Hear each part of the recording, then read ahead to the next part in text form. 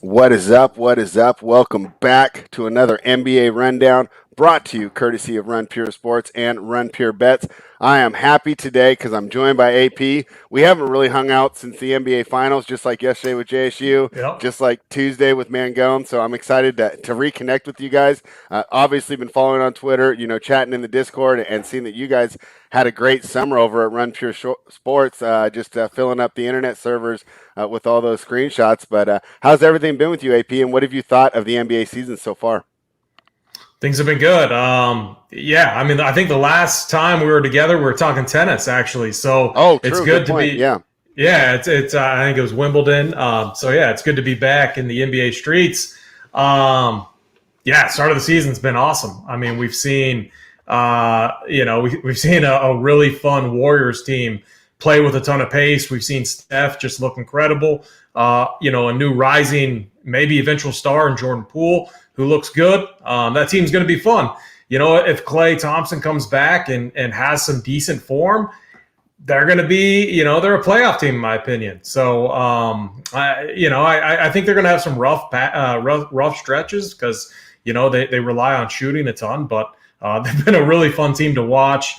The other thing is, man, the Heat yesterday defensively, maybe one of the better defensive teams on paper and in real life that we've seen. So they're going to be a fun team to watch if you like defensive basketball. But it's fun. I'm really excited to get going.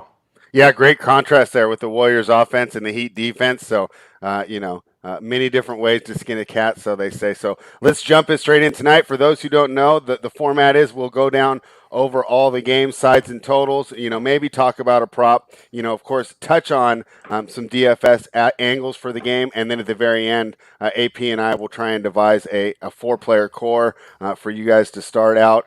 Remember, this is not the official core from AP. To get that, you're going to have to become a member of runpuresports.com. Head on over to Run Pure Sports, and while you're there, use the promo code GETBETS. You'll get access to my plays, Tyler's plays, JJ's plays, the Kegs plays, Joey Works plays, Score with these plays. So you get that all in one little bundle. That'll be the official core, but we'll give you a preliminary core today and kind of an idea of how we're thinking about approaching today's slate. So the first game on the menu is the New York Knicks, who are coming off, I'd say, the most exciting game of the season so far.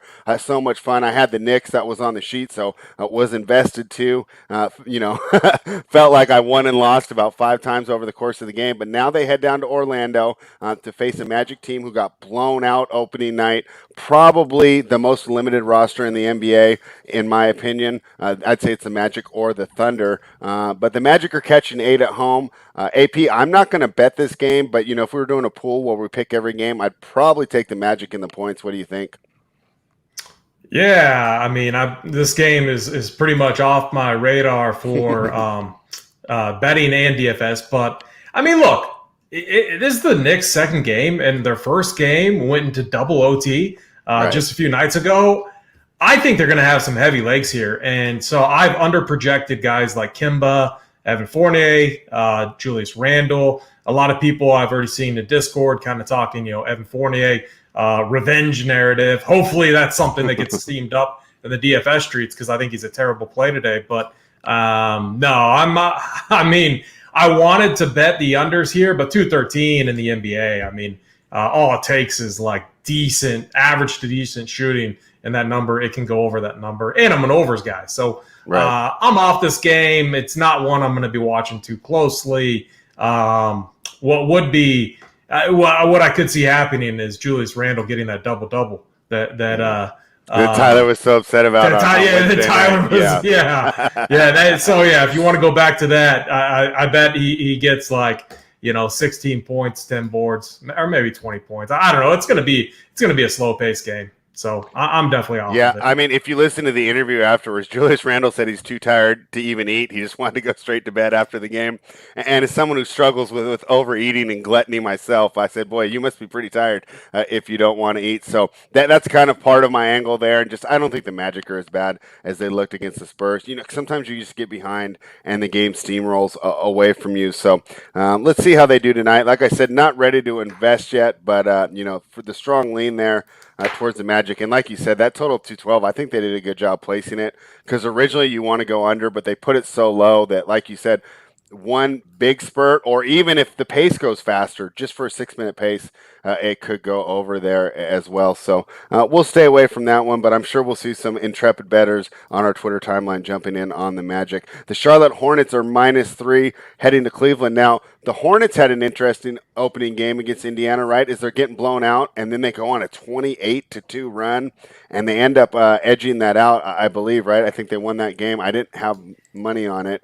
So I don't remember off the top of my head. And then the Cavaliers, of course, got blown out by the Grizzlies. I like the Cavaliers in that game. I was a little disappointed they didn't keep it close.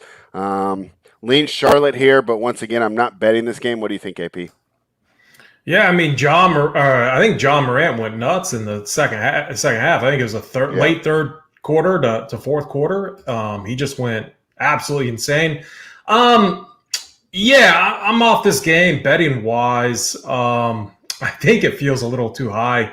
I mean, the Cavaliers, they're such a big team. This team's not going to – I mean, man, you got Jared Allen, Evan Mobley, Lauri Markkanen, all guys that are over 6'10". So I think it's going to be tough for the Hornets to get easy buckets in the paint. But when you got LaMelo Ball playing like he is, got to like the Hornets here. I don't have a good read either way because I could see the Cavs, like a young team, playing them kind of tough. I would lean under, but I don't feel good about it. DFS-wise, I think you can go back to LaMelo Ball. My only concern with the Hornets is their rotation. They do have a tendency of running out a lot of guys. We only saw LaMelo Ball play not even 29 minutes against the Pacers, and he absolutely smashed. I mean, he put up 23 shots. I think that's a little bit indicative of the pace that the Pacers want to run at. But the one thing to keep in mind about the Hornets this year, and I've been saying it, I said it in my previews, is with Devontae Graham gone, we are going to see them play at a faster pace. So that's one thing I'm expecting. So that's why I'm off the side. That's why I'm off the total here. But my lean, if I had to pick one, would be under 225.5, if that's where the number's at right now. At Bookmaker right now, that's what I'm seeing, 225.5. And I went ahead and I gave Evan Mobley my official Jamar Chase Rookie of the Year award for looking absolutely terrible in the preseason and like he didn't even belong in the league, and then coming out and having a pretty strong first game. I was actually pretty impressed with the way he played, and I was pretty surprised because at the and obviously small sample size, I didn't watch it all, but the preseason minutes I saw from him are rough. So it's good to see him because it's exciting talent, a Pac-12 guy, as West Coast guy. I'd like for him to do well. So we'll see how that one goes. Here's a game that I did kind of like, but then the Beal news just put me off it. Fortunately, I haven't bet it yet. I already learned from Wednesday night, the quick reminder with these late pulls, right? Sometimes it's better to be patient here. Looks like Bradley Beal's out, as the Wizards were a short fave. Now they're a short dog at home. They're playing the Indiana Pacers, who we just talked about. Looked really good and then blew that lead.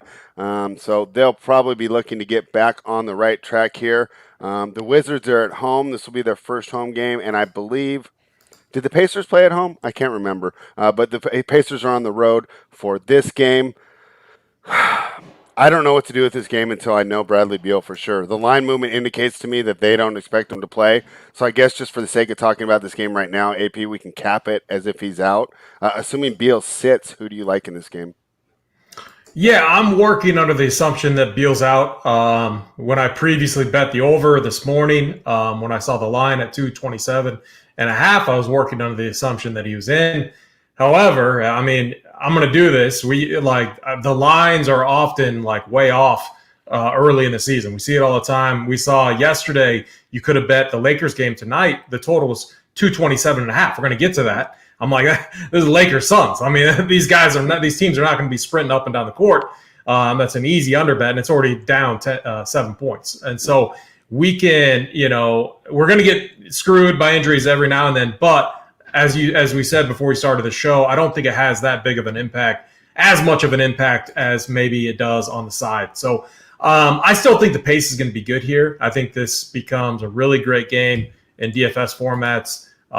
Indiana is not good defensively. We saw it in the comeback with the Hornets last game. And so The Wizards, Kyle Kuzma, he looked good. He looks motivated, and now the star player's out. I mean, this is a guy I think that's going to step up. We all know that what Dinwiddie can do, and he looked good. I mean, he played 26 minutes last game. I think he played a high of 27 maybe in preseason. I think it's realistic to expect maybe 30 minutes from Dinwiddie tonight. So working under that assumption that Beal's out, you can create a four-man core right from this game. And if you're new to NBA, you're going to be ahead of the field, in my opinion. You could start with Dinwiddie. You could throw Kuzma in there. You could run it back with Sabonis. And you could put Raul Neto. He'd be the other guy. So it would be a 3-1 type of core. Neto, I would assume, would get what do you think? They're probably going to keep Neto. They'd probably move KCP to the 2. They'd probably start Denny, right? And then Neto would come off the bench and run the second unit is how I would see that playing out. And if I was a coach, that's what I would do. And but Neto's still the guy at 3.9. He's going to be a fantastic DFS play because he's going to get – we know Dinwiddie's not going to play 36 minutes. So we know Neto's going to get at least 24 to 26. He's going to work in those minutes where Dinwiddie's off. Both guys, relative to the role that they're going to be under, are underpriced. So you can build a fantastic core right out of the gate from this game. Yeah, and for the guys listening, first time watching the show, I mean, I think that breakdown really illustrated why it's so valuable to become a member of Run Pure Sports. So most casual NBA fans or, guys that just watch the games, they can choose their spend ups. It's the guys like Raul Neto that you're going to put in your lineups that's going to allow you to cash, Of course, you have to choose to spend up right, but we can all come up with opinions on whether or not, we want Embiid or Karl Anthony Towns, right? These are the tougher ones to find. So I like that AP, and we're throwing that one in the lineup right now as we're building kind of like a mini core. Might end up with two lineups today with such the loaded slate and so much value that I want to take advantage of. This is where I wish Tyler was on the show because I don't look at props like that much, but I want to know what Sabonis double-double. I want to know what his points and rebounds. I want to know what all those prop numbers are because this Wizards team has very little protection down low. I mean, Montrezl Harrell had a big game DFS-wise last game, but he's never been that strong of a defender. Gafford is a good rim protector, but he's better against small guards just driving to the lane. He's better at just leaping higher than everyone else and swatting the ball away. It's not like he's a big body down there. Mm-hmm. So I think Sabonis is going to have his way with both guys. 22.5 for points on Sabonis. 11.5 on rebounds. That number seems right. 6.5 on assists, juiced to the under. I think maybe the points and the assists seem tempting. I think that rebounding number's right. What would you think? Yeah, I mean, I guess it more so confirms the play in DFS formats because he's a guy that can rack up the peripherals. I think he gets easy buckets tonight too. So I still kind of like the over. Obviously, Bradley Beal's a big hit to that, but I think the pace is still going to be good. I think a lot of times with these talented NBA teams, the pace matters so much more than the injuries or the shooting percentage. And with the Wizards, you're going to get that pace. So I still like the over, even with Beal being out. Of course, we will miss a shot creation in the half court and 3-point shooting percentage. But yeah, I would still like the over there as well. And I'm going to stay off the side. I mean, I guess I would lean towards the Wizards here, but I don't really want to get involved. I thought they looked pretty good against a Toronto team that I thought was going to come out and look really good. So it's not that I underestimated the Wizards in that loss that I took on Wednesday. I felt I overestimated the Raptors, and that's the team I want to talk about now. They're catching 6.5 in Boston. Celtics laying 6.5. We talked about the double overtime loss. That applies here as well. At least they get to go home and not on the road. But boy, I think I also underestimated how much the loss of Kyle Lowry would hurt that Raptors team. One bad game, or do you think that's a fair assessment, AP? Well, yeah, I mean, it's definitely a hit, but it's one game. It's important to, I was watching that game closely because I was heavy on the over, which I believe was still the correct we're on the correct side because the pace was just insane. I think they ran 109 possessions, which is, above average, well above average when you look at the average pace of play last season. So it's just, I think we had like a combined like 34% shooting between both teams. So you're never going to get it done if that's the case. Yeah, same thing with okay. So for me in this game, Boston coming off a really disappointing loss going into double overtime. You got to think that they have some heavy legs too. Even though like Jaylen Brown, he still looked fresh walking off the court. I mean that dude is absolutely fit.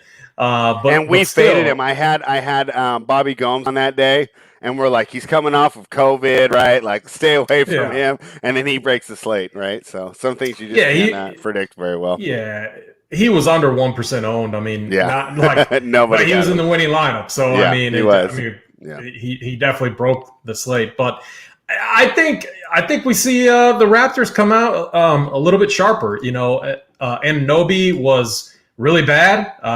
Fred VanVleet was really bad. Those two combined for like 20% shooting. You're not going to see that, in my opinion, back-to-back games. And I don't know if you agree with this or not, Spread, but if they do have a little bit heavy legs coming in, usually you're going to see that on the defensive side of the ball, right? I mean, it's easier to kind of let up on the defensive end of the ball. So I'm kind of playing under that assumption. I was heavy on the Raptors in that game against the Wizards, and the Wizards blew them out. This is just one of those spots where it's like, oh, the Raptors suck. Easy win for the Boston or for the Celtics. I don't think that's necessarily the case. I think we see a fun game here tonight. I think it's going to be. I think it's an excellent game to target in tournaments because I just think people are going to be left with a bad taste in their mouth when looking at this game. But we got, Scotty Barnes. I think he kind of had a slow start that game too. I'm expecting a much better and bigger game out of him tonight. Fred VanVleet, I think he's under 7K on DraftKings. The opportunity was there. He just couldn't hit a shot. So love this game in DFS. I'm not betting it, but my lean would be the Raptors and overs here. Yeah, I agree with you on the side. I just didn't get involved there. Probably a little shell-shocked from throwing the Raptors on the sheet Wednesday and then having them perform the way that they did. But I'm with you. I lean towards the Raptors there. And, yeah, some interesting options there. Scotty Barnes only 4,500 there on DFS, so he can definitely help you fit some studs into your lineup if you take advantage of that. The Brooklyn Nets down to 2.5. I should have waited. I hit it at 3. The Philadelphia 76ers plus 2.5. All the drama going on. We don't really want to revisit it. We just know that Ben Simmons will not play tonight, and Embiid is questionable. Even if he plays, I don't know if he's 100%. I think that he's in a bad spot, right? He's talking all this stuff, and then he goes out and hurts himself in the first game. I think he might try to force it where if everything wasn't going on, he might have just sat tonight out.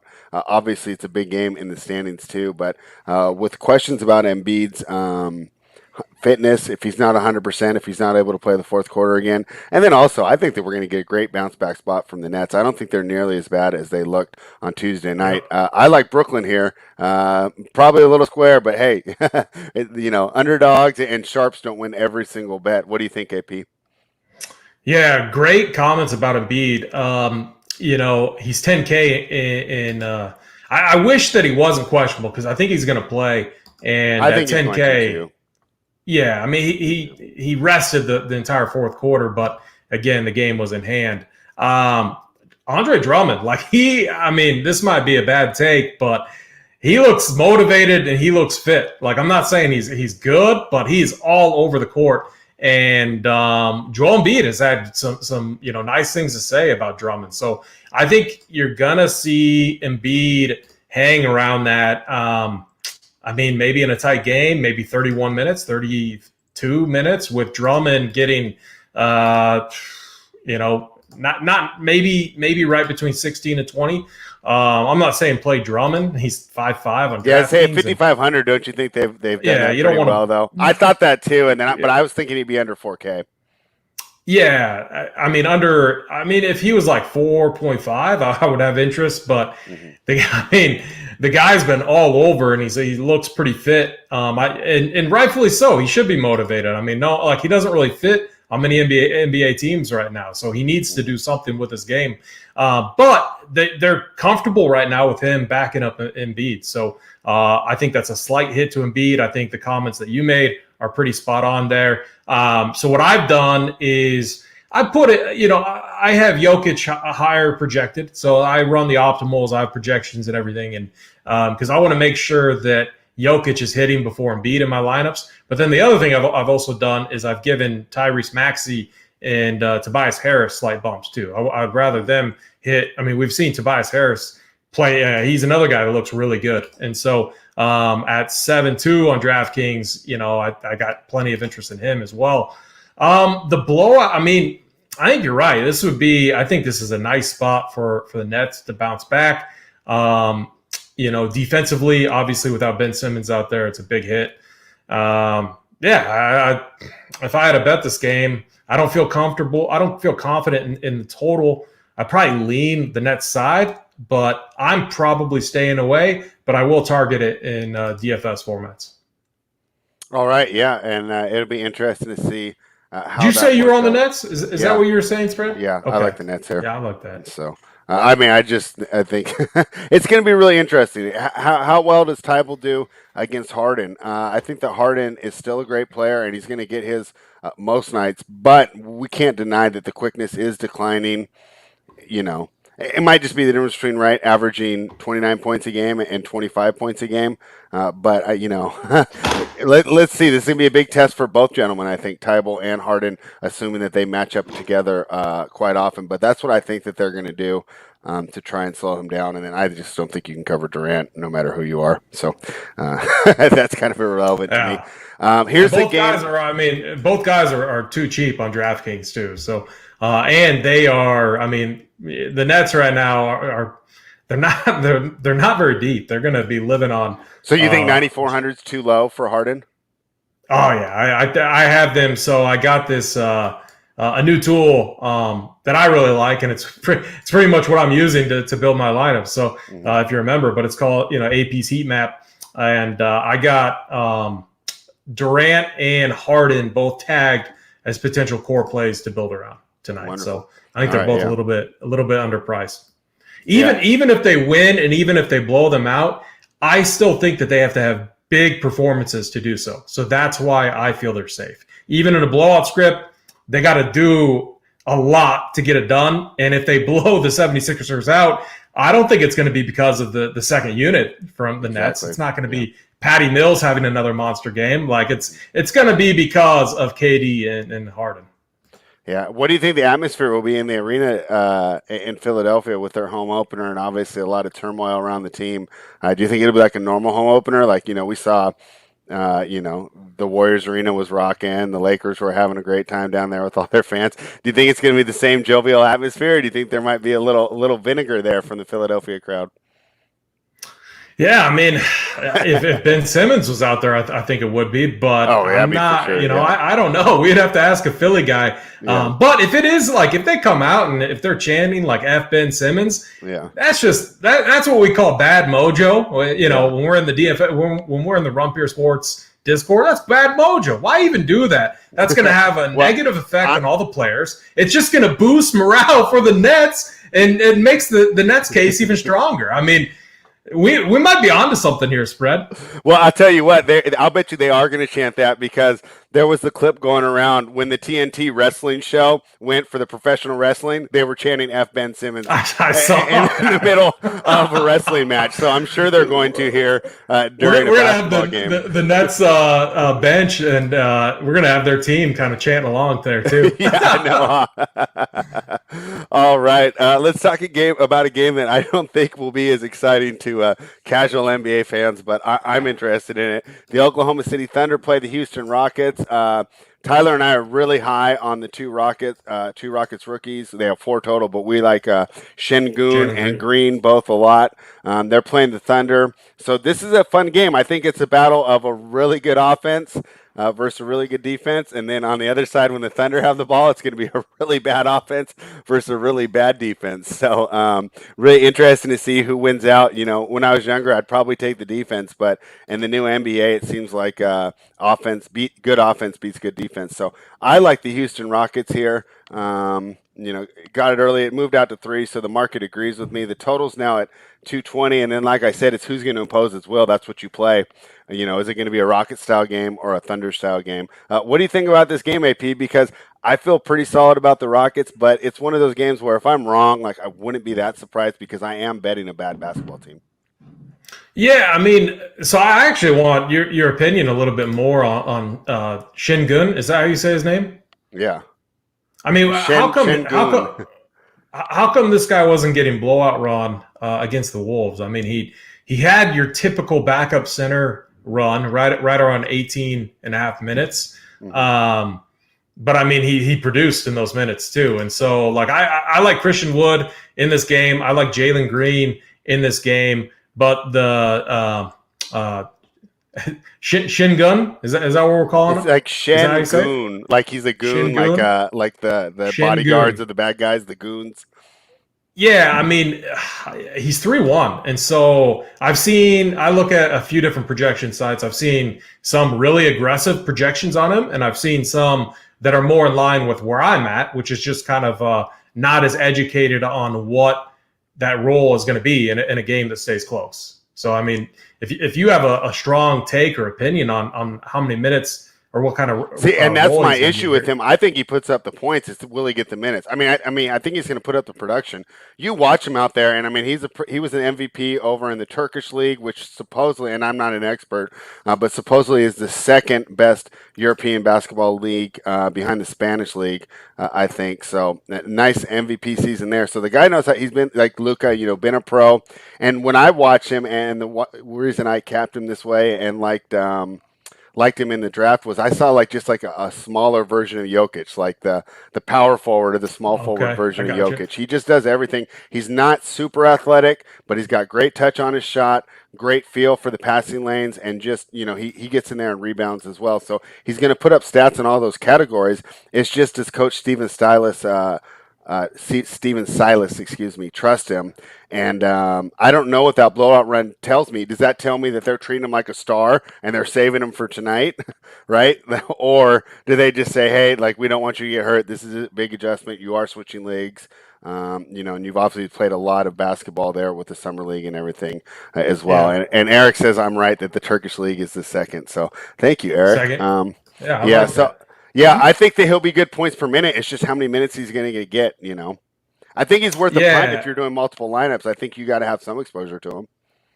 When I look at that rotation, they want to give Jalen Green and Christian Wood were both in line to get at least 36 minutes apiece if that game stayed close. Yeah. Maybe they knew it was going to be a blowout anyway, and they're just extending their minutes early on to then rest them the majority of the fourth quarter. But they both played 32, and they checked out with right around 9 minutes left in the fourth quarter. So if you do the math there, their minute upside is very high. It looks like Şengün and Theis are gonna.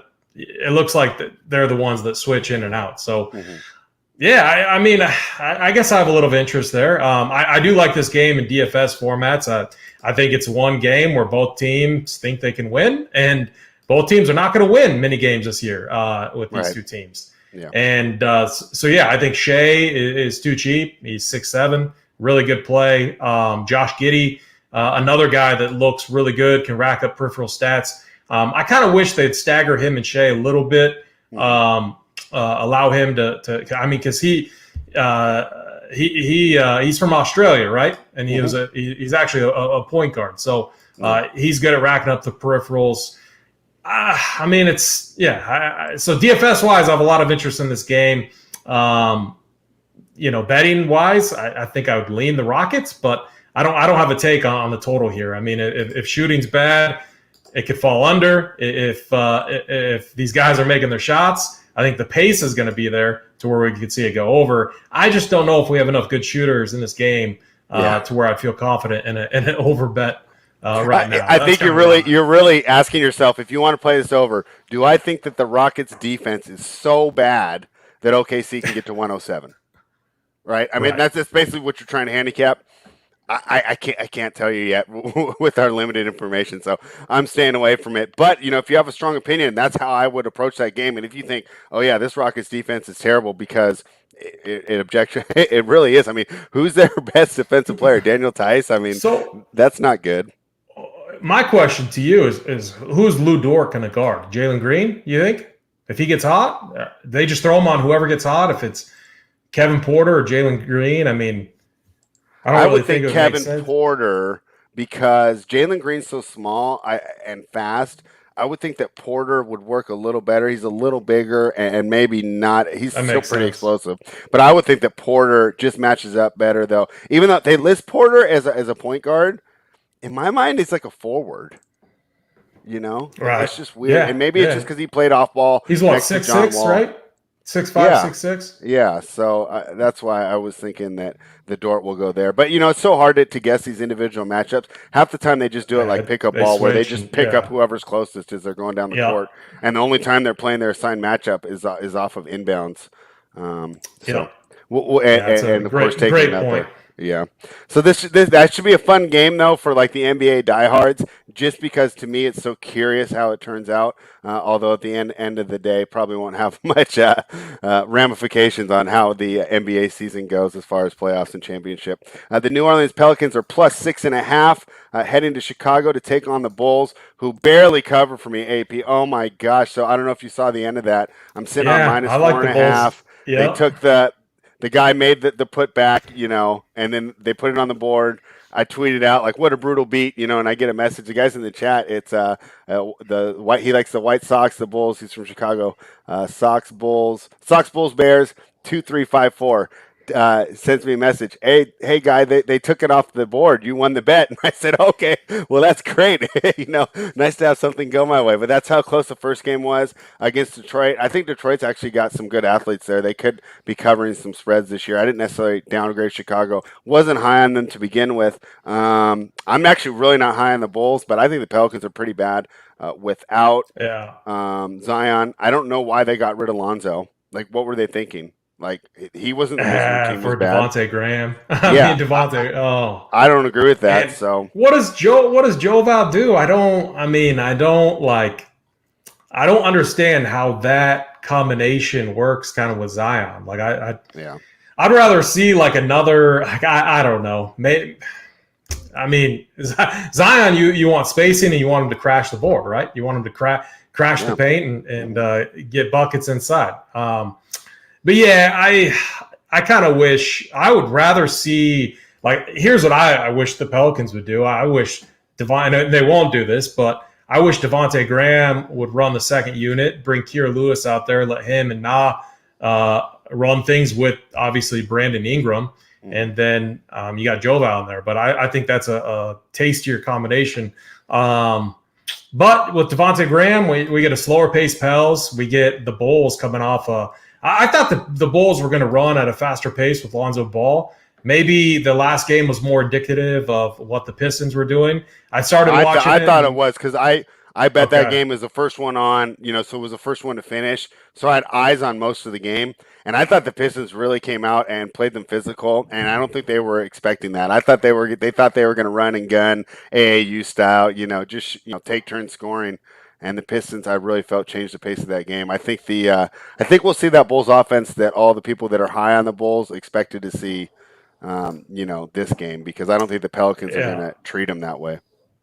I think if you think the Pelicans can stay in this one, Brandon Ingram has to have a big game. I mean, he had all the offensive usage last game. He took 26 shots against Philly. And I believe Thibault was guarding him, right? I think that would make sense. A really, really good defender. And the one thing about the Bulls that I see this year, I don't think defensively they're going to be that good. And they have no second unit. Alex Caruso right now is their sixth man. Like they're their sixth best player on their team. I mean, who else? Who else do we see in their second unit? Like, who else is going to step up and score points? So, because Kobe White's out, so that's who normally would be doing it, right? Yeah. But we don't have a Kobe White there. So that's the issue. It's not that it's not a design flaw in the Bulls that they don't have scoring. It's a little injury issue for them there. But yeah, I understand your point when you're handicapping tonight's game. So, like DFS wise, handicapping wise, I'd lead the Bulls, but like DFS wise, it's this starting five has to play big minutes. Like they got to. They're all going to play in a close game, 25 or 35 plus minutes. So DFS wise, they're interesting. Vucevic is relatively cheap to where we usually see him. He's under 8K. DeRozan, he played the most minutes out of all of these starters, and he looks fit, looks healthy. Like I think we're going to see that again tonight. He's 7-1. Levine, he had a big night. I mean, you can make the case for a lot of these guys, even though I don't want to because I'm on the unders in this game. So let me pull up the sheet. It was one of the first bets I made. I got it at when it came out under 223, and I think it went down to 221, and then now I'm showing 222. So it's hovering. I have a 223 at Bookmaker right now. If someone wants to 223, yeah. So there's a little buyback. One thing about DeRozan too. You mentioned his usage. Something that was interesting to me that I kept an eye on in the first game, and like I said, it's one game. Don't overreact. But the team did seem to defer to him towards crunch time because I was really curious. And one of my criticisms of the pickup was that, hey, the reason you're getting DeRozan is to be the guy in the clutch. You already got Levine and Vucevic who can score in the clutch for you. Now you're adding a third bad defender. But they really did seem to trust him. And you mentioned he did play the most minutes. He might be the one to look at, even though Levine's the bigger name and has, seems like the higher upside and obviously a little more usage. DeRozan 900 cheaper, right? Might allow you to get a little more bang for your buck there. Do you have a take on Trey Murphy? I'm showing that he might be the projected starter with Josh Hart out. No, I actually do not. I didn't watch a lot of him. What do you have? I didn't either. That's why I was asking you. I mean, that Josh Hart news kind of took me by surprise, to be honest. I mean, he played for Virginia. I mean, usually a sound defensive team. I mean, I'm probably with a guy like him, what I typically do where I'm not as familiar. I asked Stevie, our college basketball guy. Yeah, I was going to say, we need to ask Steve Boyton because he knows all these guys so well. Yeah. So that's probably the route, or I just trust the projections. So either or, I'm fine. But yeah, I mean, this could be if this game stays close and is competitive and gets some pace, it could be really interesting in DFS. It's going to go under owned. I'm looking at. There's not a lot of ownership projection on this game. So outside of Brandon Ingram, I don't think there is either because there is blowout potential, right? As bad as the Pelicans look, now they're on the road, and Chicago can score. So this is going to be interesting. Let's see. The Philly defense is obviously a lot better than the Chicago defense, though. But right. I wouldn't mind if I was away from this game. Nets are down to 2. Probably Embiid is officially in. I'm not sure that. I just saw that move as I'm pulling up the next game. The San Antonio Spurs. I like the Spurs here. They're catching 7.5 in Denver. I probably should have waited to make that bet. I knew Denver was going to catch money. I just like the Spurs. They played great the first game. Denver played great as well. They traditionally play well against this team. It's a rivalry, and I'm getting 7.5, which gets me past that number of the automatic fouls. There's nothing worse than getting a +3, being tied all game, and then fouling your way out to a -6, right?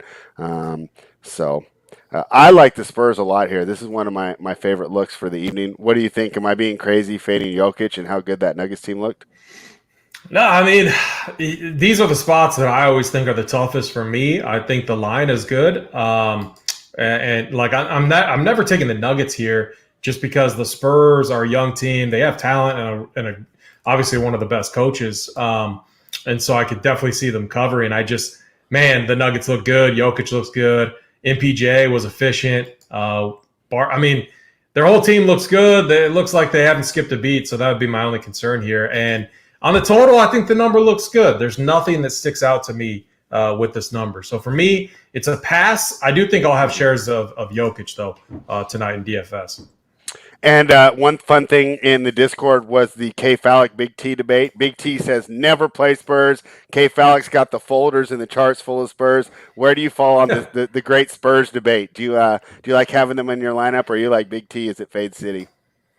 I mean, for me, it always comes down to price and matchup. And the thing is, with DeRozan out, gone from this team, obviously, it frees things up. But we still saw a rotation, and the game blew out against Orlando. So Right. obviously, you're going to see a kind of a wacky rotation there. But I'm always concerned about the rotation. But these prices are still relatively affordable. So I wouldn't have any problems with some of the Spurs here, like especially like on FanDuel. Derek White is pretty cheap, 5.9, decently cheap on DK at 5.9, also on DraftKings. DeJounte Murray, fine tournament play. He's looked good last game. Played 31 minutes and the game blew out. So I like that. If the game stays close, you have to figure. He's their best player. He's going to get the minutes. So if you're running a Jokic team, I don't mind running it back with DeJounte Murray. All right. So K Fallic will be happy to hear that. Sorry about that, Big T. We might throw some Spurs in this core. The Sacramento Kings are at +6 right now, hosting the Utah Jazz. Both teams look good in their opener. Of course, the Kings squeaked out a win, but we're going by expectations. They were a 6-point dog in Portland, and they got the straight-up win. I thought they looked great. In fact, they smashed that game. That game should not have been that close. As a Kings backer, got to be a little concerned about the way they closed. But overall, pretty positive vibes here in Sacramento off that opening night win. And then, of course, the Jazz smoked their competition. Who'd they play? The Thunder, and they beat them by a ton. It wasn't even close on the cover. Yeah. So, but it's the Thunder. It's, the best team in the West last year versus the worst team in the West. Not too much to take away from it. I'm leaning towards grabbing the Kings and the points here. I think it's just a little too much for a team that's fully healthy and seems like they're coming together. They have, they're bringing back most of the people from last year. They finished last season on a strong note, and I do love the addition of Davion Mitchell, for 20-minute bursts. I think he can really provide some tough defense there against this high-scoring Utah offense. But, of course, I'm a homer, a little biased. What do you think from a neutral perspective on the Jazz versus the Kings, AP? Yeah, I mean, the Jazz are healthy, makes them tough to target in DFS formats. I do like the over here quite a bit. I got it at 225.5. We should see pace and good scoring here. You always see in the regular season, it seems like this Jazz team is one of the more efficient offensively in the league, and you got a lot of 3-point shooting there too. So I think if the Kings keep this one close, I think we're going to get an over in this game. But yeah, DFS wise, Davion Mitchell 3.4K. I don't have a ton of exposure to the late games tonight. I'm I'm heavy on the earlier games, but I did give Davion Mitchell kind of a little bit of a bump over the projection that I have on him. Just maybe a little 3.4K, little value hammer there to end the slate when, I'm sipping on some whiskey late at night. We, hopefully we're sitting close to first and we got one more player left and to kind of shield us from anyone else trying to leapfrog us in those tournament builds. So, but yeah, I Fox, I think, is priced appropriately. I guess you could make a case for Mike Conley. He's 5.7 on DraftKings, a little bit cheap, has a good matchup here. And I think he usually, and you might know this more than me, but I think he usually has some decent games against the Kings as well. Yeah, it'll be interesting, though, because before the Kings really only had like one good defender, and so Mitchell would draw that defender. Now with the ability to put Halliburton on Mitchell at some points and then Mitchell on Conley, we'll see how that turns out. Conley's such a vet. I don't know if all the stuff that Mitchell does is really going to bother him, but Mitchell looked pretty good defensively even against Dame Lillard. So that would be my concern on throwing Conley in a lineup. But like I said, it's only the first game. I'm not exactly sure how the rotations, because even from what we saw on Wednesday night, we can't even say, that these coaches will do things the same way, especially for the Kings. I think for the Utah, we can confidently project their rotation a little more. So just a quick aside there, I heard you mention sipping some whiskey. What brand will you be sipping tonight as you sit to settle in for the late games? Yeah, I mean that's a good question. I forget what I got back there. We'll probably keep it simple tonight. Maybe some makers or nothing too. Maybe some Jameson. We'll see. Jameson is kind of my go-to right now. Just a little bit of Irish whiskey, and I just it has a super nice taste to it, and I just think it's one that it almost goes down a little bit too easy. Are you a big whiskey guy, Fred? Yeah, and Jameson for its price point is by far the smoothest whiskey. Now it almost compares to some of these, $50 and $60 12s, like Glenfiddich. You know which one gets me in trouble? I mean, it's like a mixed drink. It's the Jack Honey. I mean, it's like a mixed drink. You can it gets me It's a bad hangover too if you mix it with Coke because it's super sweet. So, all right, enough of our drinking for the late night. Hopefully, we'll be drinking and celebrating. And let's talk about what will be the main event. I'm sure we'll have eyes on the Jazz and Kings. AP, I got 2 TVs going, but this will probably have more of my attention. This is going to be a great game, a rematch of the first round in the Western Conference playoffs last year. The Phoenix Suns head to Los Angeles, where the Lakers will attempt to extract revenge. So the Lakers are coming off just the opening night loss, right? That's the only game they played was Tuesday night. And then Phoenix lost on Wednesday night to the Denver Nuggets. So both teams coming off a loss. Both teams should be ready to go. I like the Phoenix Suns here, but I'm a little worried because of Anthony Davis being on the floor.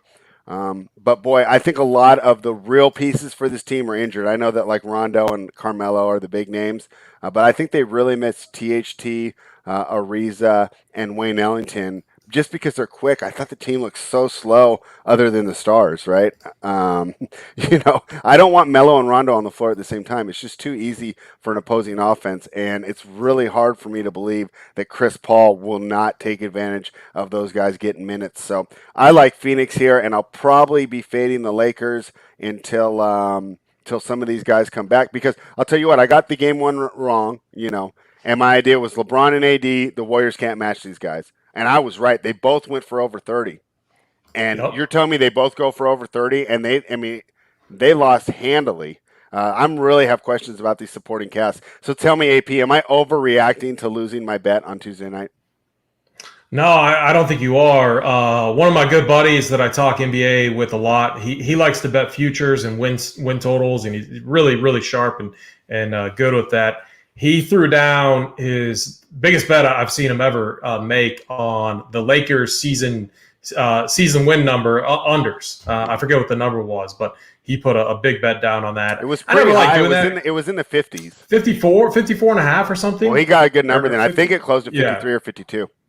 So I thought that was incredibly sharp. Look, AD and LeBron shot just under 60% combined from the field against the Warriors, as we saw. Now you're going to get Mikal Bridges, you're going to get Jay Crowder, you're going to get a team that just defensively so much better. We're not going to see those type of numbers from AD and LeBron tonight. I think the dynamics of this team is really awkward right now. They're going to be good. They're going to make the playoffs, of course. They got AD and LeBron. They're going to figure out Russ, but he just looked kind of lost. And then you're playing him with Rondo. Like I don't see how Rondo, Westbrook, and LeBron all kind of mesh together. Like they weren't supposed to. That was supposed to be for emergencies only. And you got an emergency game one. That makes more sense because defensively, it's you terrible. leave, if LeBron has the ball, Westbrook, no one's worried about Westbrook shooting a three. No one's worried about Rondo shooting a three.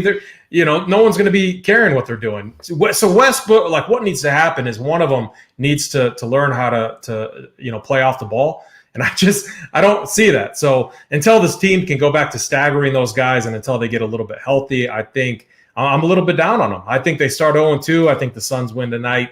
I think what's going to happen is you're going to have all the people in the media starting to doubt them and stuff. And don't even listen to that. Just let them do that and let them get really low on this team. And that's when we're going to hop on the Lakers and we're just going to make money on both sides of this.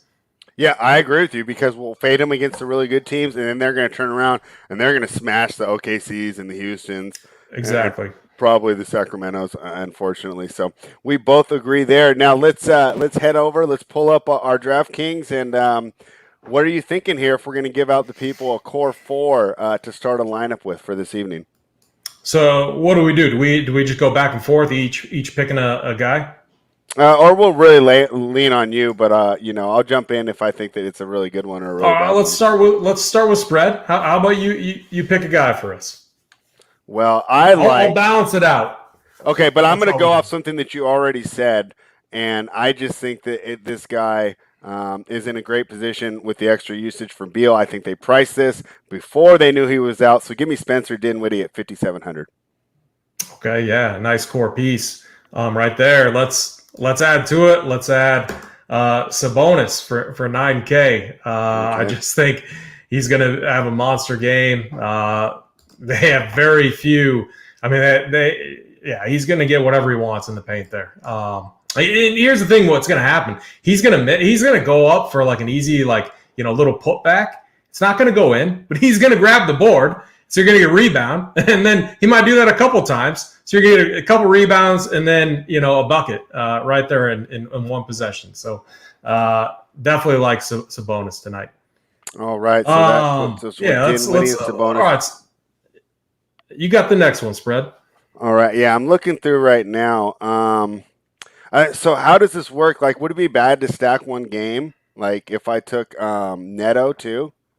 No, I think that. I mean, we talked about it at the start of the show. Neto is going to be. He's going to have a really nice. Let's go ahead and stack that game, the Indiana-Washington game, and I'll take Neto, and then that leaves us with plenty of money there for you to make your last pick there, right? Because we got a 56 and a 39 guy in there. We got to get a little bit different somewhere. So, I mean, we got Dinwiddie at point guard, Neto at shooting guard. We got Sabonis at power forward. Who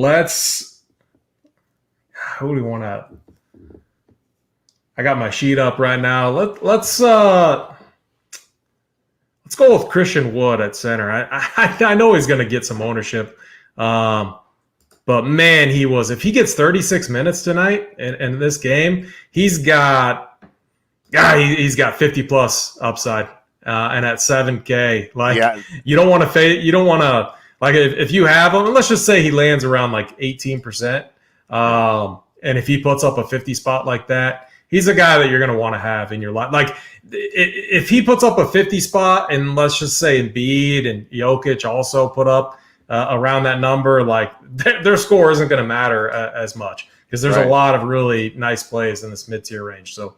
Yeah, I like that. So like I said, this is the preliminary lineup. To get the official lineup, you'll have to head on over to runpuresports.com. But our unofficial NBA rundown core, Raul Neto, Domantas Sabonis, Spencer Dinwiddie, and Christian Wood. And then my final DFS question for you for the day would be, so let's say you do the lineup right, you find the value. Who do you think the best spend up on the slate will be? Embiid, Harden, Durant, LeBron, AD.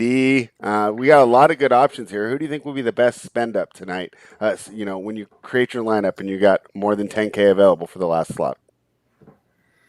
So, I mean, do we? So money's not a factor. It's just who is going to score the most points tonight. I mean, I kind of think Sabonis is, but we already got him in there. That's fine. I do. I mean, I could say Jokic, but we already got a center in there. How about this? Let's say, Kevin Durant. That's what I was going to say, too. I think he's going to have the most points tonight. I think this is a great matchup for him because, like I said, I think Harden draws Tybal, so who's he going to get? Harris? I mean, that's going to be fantastic. So, is this going to be like a 40 real point type of night? for him. He had I 32 think he against the could have. Bucks. I think he could have a really big night. So I think KD is probably going to be your best spend up option as well. So AP, this is so much fun, man. Jumping back into the NBA, and let's see how this core turns out for us. And you'll be back next Friday. But I know that Run Pure Sports has a ton of content coming up this weekend. So why don't you let everybody know about all the great things going on the Run Pure Sports YouTube channel, and then I will let you guys know what's going on the Run Pure Bets YouTube channel. So remember to subscribe to the channel right now and give us a thumbs up. What do you got this weekend, AP? Yeah, if you're not a member, first we have a promo code going through Sunday. RPS bets, RPS NBA 15. It gets you 15% off all the monthly memberships over here at Run Pure Sports. We have the Hardwood Show starting here in just under 20 minutes. Let me pull up to see who's on it today. I think it's our boys Hoop, JT Hayes, and Mangone. So awesome. Oh, that's going to be a great one. Great chemistry there. Yep. And then we got the premium show, Holden, JSU, Big T, taking us up to lock tonight for NBA. We got NFL. All of our NFL content is usually up by Saturday. Some of it is already up right now. We're covering NBA throughout, covering NBA 7 days a week. So if you play NBA DFS, the heat chart's going to be up 7 days a week. Core plays are going to be up 7 days a week. We have a great rotation, a great team over here. Some of the best DFS players in the industry by far. Then MMA. I know there's a slate going on. Titletown does an awesome job covering that. PGA, we got showdown slates. We cover it all, spread. It's going to be a fun weekend for sure. All right, so if you're not already a member, head on over to runpuresports.com and join. And like I said, use the promo code GETBETS and become a member of the bet site as well. You'll have access to all the plays, side totals, props, and then, of course, the valuable DFS information. So let's hope that we have a great Friday night and we're enjoying our late night whiskey, AP, and I'll be looking forward to talking to you next week. So thank you very much, everybody, for hanging out. Please give us a thumbs up.